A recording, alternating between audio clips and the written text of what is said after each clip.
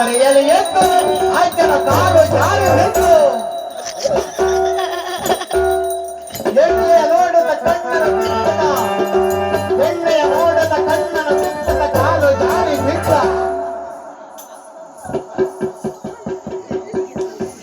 ಕವರಿಯಲ್ಲಿ ಎದ್ದು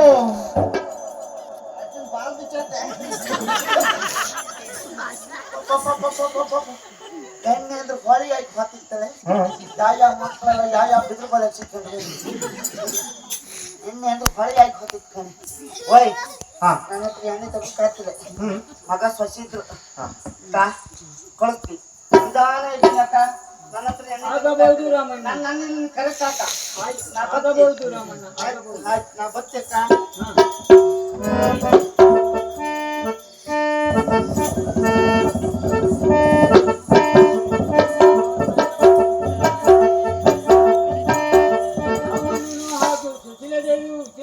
ಪಡೆಯುವುದಕ್ಕೆ ಹೋಗಿದ್ದಾರೆ. ಇದೇನಿರುವ ಆಶ್ಚರ್ಯ, ಹತ್ತಿರುವಂತಹ ದೀಪವು ನನಗೆ ಹೋಗುತ್ತಿದೆಯಲ್ಲ. ಅಂದೊಂದು ದಿನದಲ್ಲಿ ನಾನು ಗುರುಕುಲದಲ್ಲಿ ಅಭ್ಯಾಸ ಮಾಡುತ್ತಿರುವಂತಹ ಸಂದರ್ಭದಲ್ಲಿ ಗುರುಗಳ ವರವೊಂದಾಗಿತ್ತು.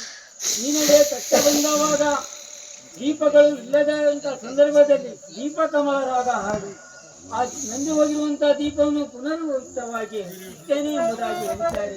ಹಾಗಾಗಿ ದೀಪ ಕಮಲ ರಾಗ ಜ್ಯೋತಿಯ ಕರುಣೆ